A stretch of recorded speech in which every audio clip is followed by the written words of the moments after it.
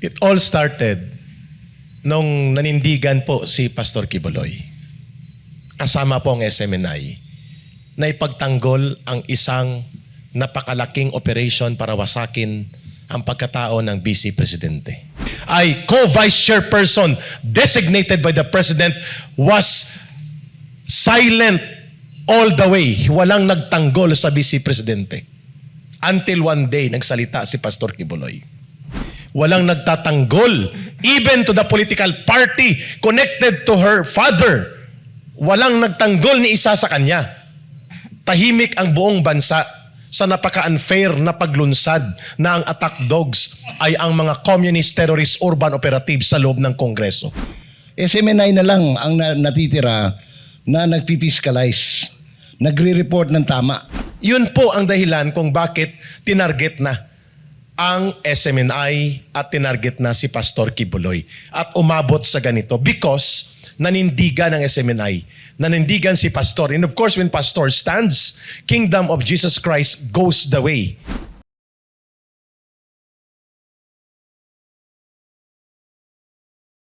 Sa naging press conference ng The Kingdom of Jesus Christ o KOJC, Miyerkules ng gabi, ika-9 ng Hulyo, ibinahagi ni Jeffrey K. Eric Celis, dating CPP-NPA-NDF National Intelligence Officer, na nagsimula ang pagtarget ng Administrasyong Marcos Jr. sa Sunshine Media Network International o SMNI sa pamamagitan ng kamera nung nanindigan si Pastor Apollo C. Quiboloy ng KOJC sa pagdepensa kay Vice President Sara Duterte. Ay kasi tumitingin na sa 2028 At alam nilang mahal siya ng tao. So, medyo na-insecure na yung ibang may mga ambisyon na pumunta doon. Kasi alam nila, yung confidential fund na yon gagamitin niya para maprotektahan ang mga kabataan sa DepEd laban sa mga gustong dalhin sila sa kapahamakan. Droga, kamatayan sa bundok, ma-recruit magiging PA. Nung kinaltas yun sa kanya, lalong tumindi ang pag-ibig ng tao. At lalong nabilib ang Panginoon Diyos sa kanya. Kasi ang balak niya, layunin, hindi para sa kanyang sarili. Para sa bayang kanyang minamahal. Sa kabataan na kanyang minamahal. Kasi nakita niya kabulukan ng NPA. Kilalang nangunguna sa laban kontra terorismo, si Pastor Apollo C. Quiboloy nga ang pangunahing boses na tumutuligsa para tuluyan ng matuldukan ang ilang dekada ng pamamayagpag ng CPP-NPA-NDF sa bansa. Nitong nakaraang taon, matatanda ang inulan ng kabi-kabilaang batikos at pag-atake si VP Sara Duterte dahil sa issue ng confidential funds ng Department of Education kung saan siya ang itinalagang kalihim. It all started nung nanindigan po si Pastor Quiboloy. Kasama po ang SMNI na ipagtanggol ang isang napakalaking operation para wasakin ang pagkatao ng Vice Presidente. For more than 1 month last year, si Vice President Sara Duterte po ay pinunduhan nila Martin Romualdez ng kanilang mga dirty PR operators, all media and social media para palabasin nagahaman sa pundo.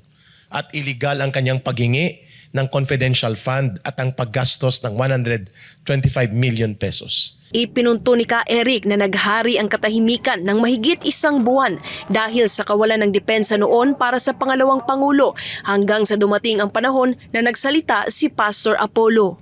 Hindi pa po nag-draw the line ang SMNI. Hindi pa po nag-draw the line si Rodrigo Duterte. Tahimik tayong lahat for more than 40 days. Daily attack against the Vice President. Even the National Task Force to End Local Communist Armed Conflict kung saan si Sara Duterte ay co-vice chairperson designated by the President was silent all the way. Walang nagtanggol sa Vice Presidente. Until one day, nagsalita si Pastor Quiboloy. Bago magsalita ang tatay, si Rodrigo Duterte. Sabi ni Pastor Quiboloy, hindi na pwedeng pabayaan ang ganitong kalakaran ng mga maruruming laro sa politika ng mga gahaman na politiko na ginagang up ang Vice Presidente, walang nagtatanggol even to the political party connected to her father. Walang nagtanggol ni isa sa kanya. Tahimik ang buong bansa sa napaka-unfair na paglunsad na ang attack dogs ay ang mga communist terrorist urban operatives sa loob ng Kongreso. Samantala, ipinunto naman ni Jay Sonza, isang political commentator, na bago pa maupong Pangulo si Bongbong Marcos ay halos anti-Marcos ang mga nasa mainstream media. Pero tila nag-iba raw ang ihip ng hangin at ito'y nagawan daw ng paraan ng Administrasyong Marcos Jr. para makontrol ang mga balitang lumalabas sa mainstream media. Yun lang at bigo silang mahawakan sa lieg ang SMNI. Pansinin ninyo, kahit nung hindi pa suspendido ang prangkisa, ang permit to operate ng SMNI. SMNI na lang ang natitira na nagpi-fiscalize, nagre-report ng tama. Nagkaroon nga ng sunod-sunod na pagdinig sa Kamara para imbestigahan ang prangkisa ng SMNI. Sa kasagsagan nito ay muling nabuhay ang Gikan sa Masa para sa Masa, dating programa ni dating Pangulong Rodrigo Duterte na nagbibigay sa kanya ng boses para maliwanagan ang sambayan ng Pilipino sa mga pinaka-importante at mabibigat na isyu ng bayan at kanyang mapuna ang mga maling gawa ng mga nakaluklok sa kapangyarihan. Yun po ang dahilan kung bakit tinarget na ang SMNI at tinarget na si Pastor Kibuloy at umabot sa ganito because nanindigan ng SMNI, nanindigan si Pastor. And of course, when Pastor stands, Kingdom of Jesus Christ goes the way. Kaya umabot dito ngayon sa isang napakalubhang, very cancerous type of abuse of state instruments na ginagamit ngayon against SMNI, against Pastor Kibuloy. At ito'y sinakyan na po ng tatlong puwersa ng interes. Interes ng mga komunista na wasakin ang nagpalugmok sa kanila ng pamumuno ni Duterte at ang Vice Presidente, ganoon din si Sara Duterte. Interes ng Estados Unidos na muling makabalik at kontrolin bilang kolonya sa bagong panahon, neo-colony, ang Pilipinas through Marcos government. At pangatlo, yung interes ng mga oportunistang politikong dilawan at pinklawan na nagsama-sama at ginamit ang kahinaan ng isang mahina at isang leader na ang interes ay hindi bayan kundi sariling pagbangon lamang.